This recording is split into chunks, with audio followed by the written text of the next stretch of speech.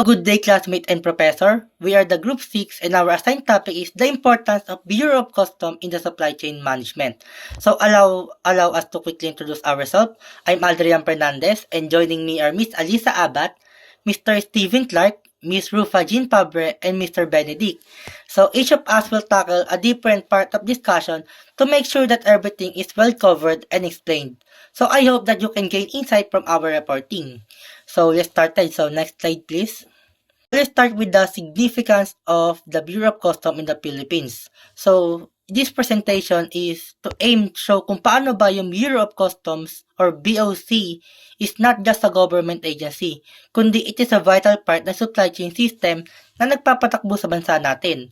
So, yung mga gawing to is directly impact sa economic growth, safety ng mamamayan, tsaka sa order trade between the Philippines and the other countries.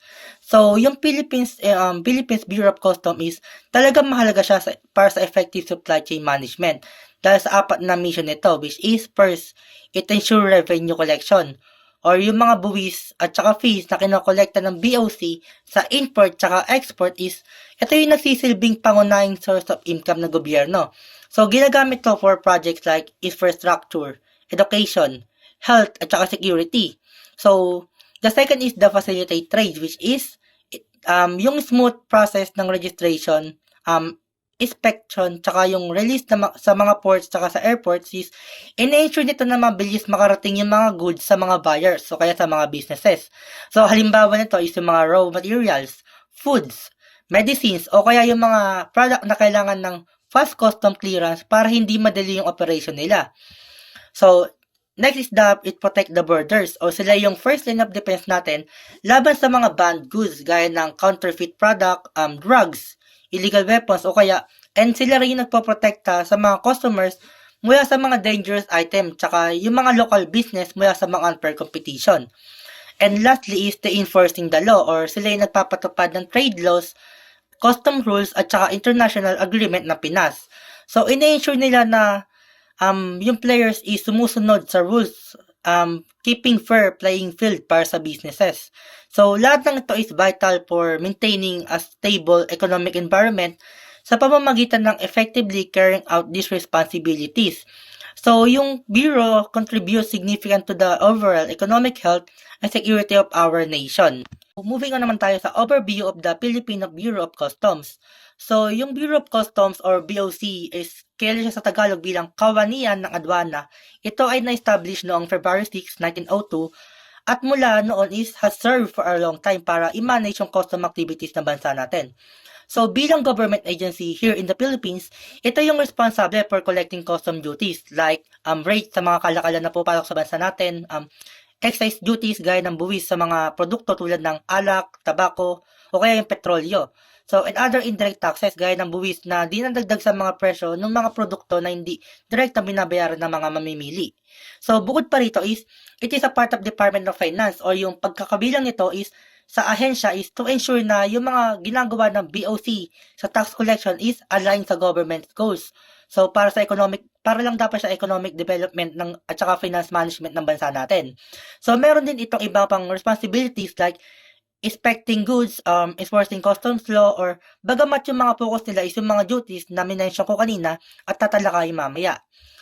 So, that is all for my report. So, for the next reporter, si Ms. Alisa Abad. Good day to everyone. My name is Precious Alisa Abad. After knowing the significance of Bureau of Customs in the Philippines, let us now understand its key role in our country. So, we will dive into the Bureau of Customs dual mandate, which are the revenue collection, which focuses on assessment, taxation, and processing. For the second one is the trade facilitation that focuses on technology, partnership, and streamlining procedures. So let's get it on. For assessment and evaluation under revenue collection, the Bureau of Customs uses aligned methods, primarily transaction value from commercial invoices, adjusted for additions like transport cost to determine dutiable value fairly. So this standardization prevents undervaluation, ensures equitable tax application, and upholds trade integrity. For the second one, the tax and duty collection. where tariffs on imports and exports ranging from ad valorem rates to specific duties, generating substantial government revenue. So the funds here fuel public infrastructure, social programs, and economic development initiatives nationwide.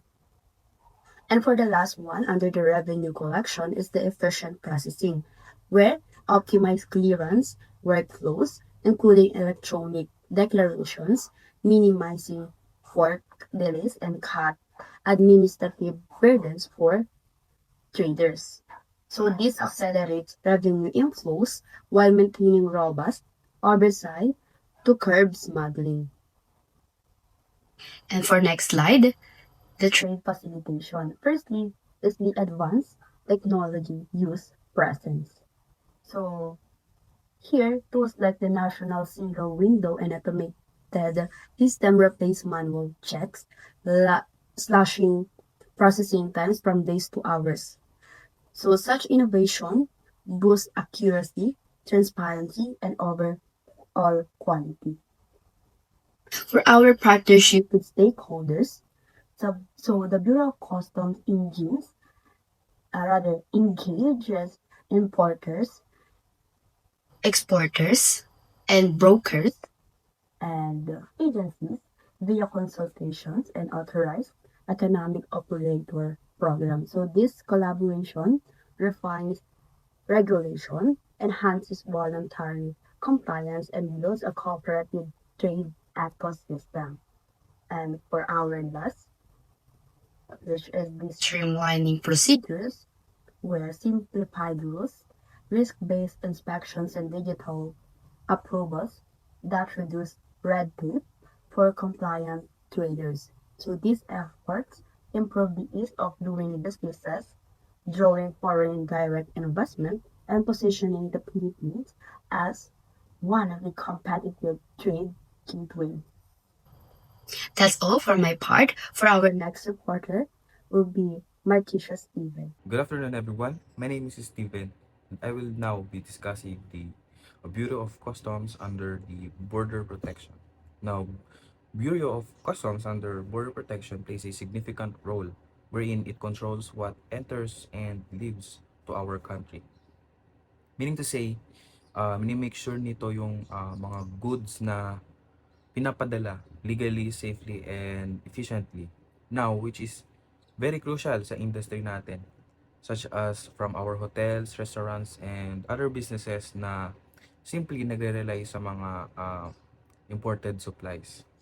Now, firstly, we will have the inspection and surveillance.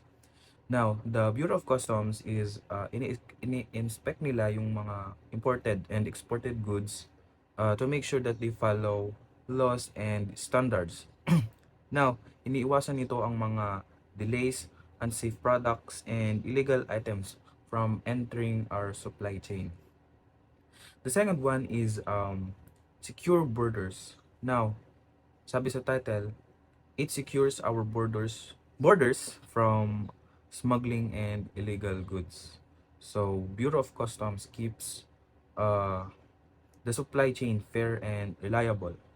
Na ini-ensure nito yung mga businesses na makareceive ng mga legitimate products and proper cost without market disruption.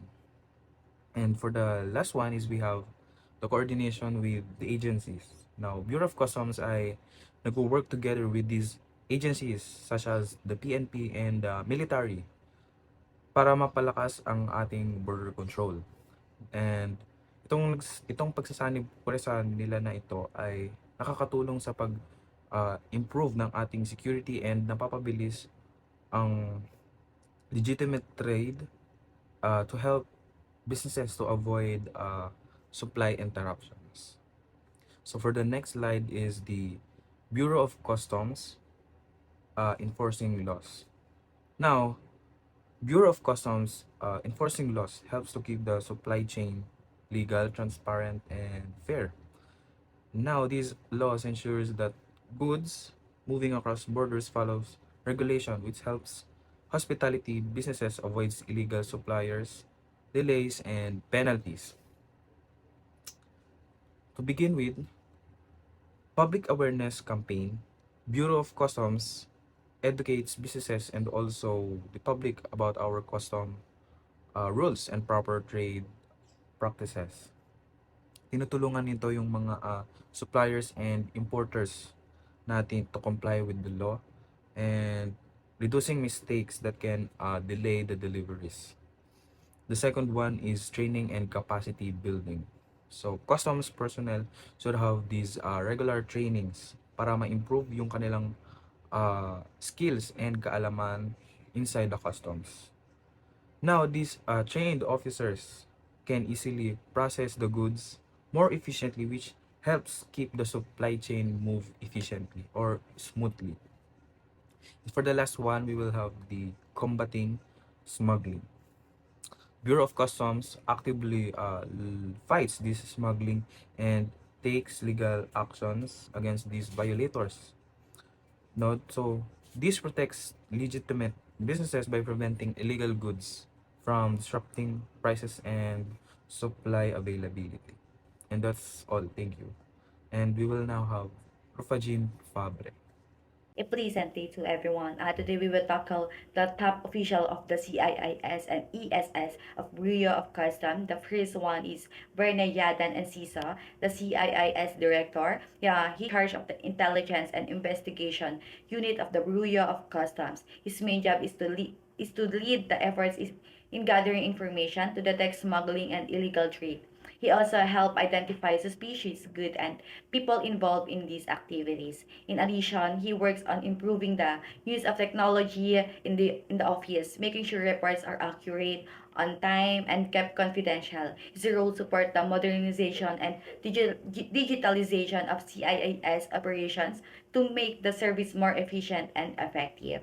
And for the second one is Juby Max Uy, the Deputy of Commissioner Intelligence Group. He helps create and effort policies that guide CIIS operation. He oversees intelligent activities to make sure they follow proper procedures and government rules.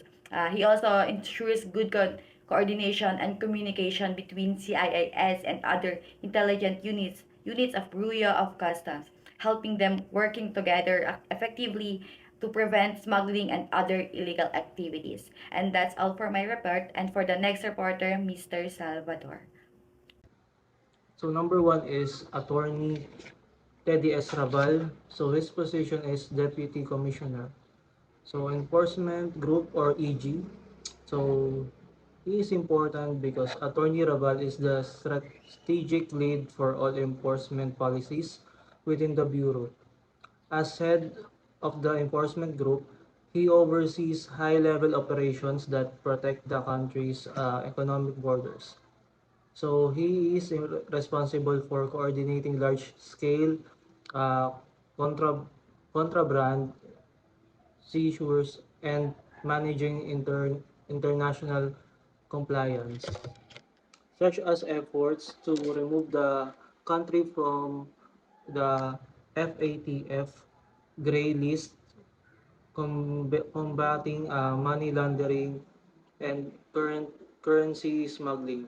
So, a role he provides strategic leadership to the ESS and ensures that enforcement prioritize align with national security and legal standards. So number two is Isabelo A. Butch Tibayan III. His position is Acting Director or Enforcement and Security Service or ESS. Why he is important? Director Tibayan leads the Customs Police while Attorney Raval handles policy and oversight. Tibayan is responsible for the on-the-ground execution of those laws. Uh, so he directly manages the seizure of illegal goods, border security, and anti-smuggling operations. He also oversees the fuel making program, which is critical for preventing oil smuggling and ensuring tax collection. So he ensures that enforcement units have the equipment, personnel, and tactical readiness to disrupt elite trade daily. So the summary is these two individuals represent the leadership chain of customs enforcement.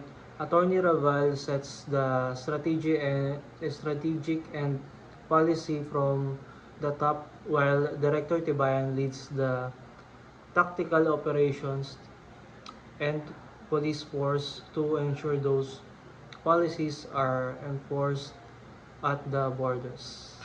That's all for my part. Thank you. So before we bring our presentation to a close, let's take a moment to remember kung ano ba talaga yung Bureau of Customs. So hindi lang ito isang ahensya na nagmamanage ng mga kargamento at saka ng parang papel-papel, kundi ito isang mahalagang bahagi ng ating paglago at seguridad ng ating bansa. So simula pa noong 1902, yung BOC is kasama na ng Pilipinas sa bawat kwento ng ating buhay or kasama natin to sa paglago and nakasabay natin to sa pagbabago ng teknolohiya at nakipagtulungan to sa mga negosyo sa buong bansa at nananatiling tapat sa mga misyon nito.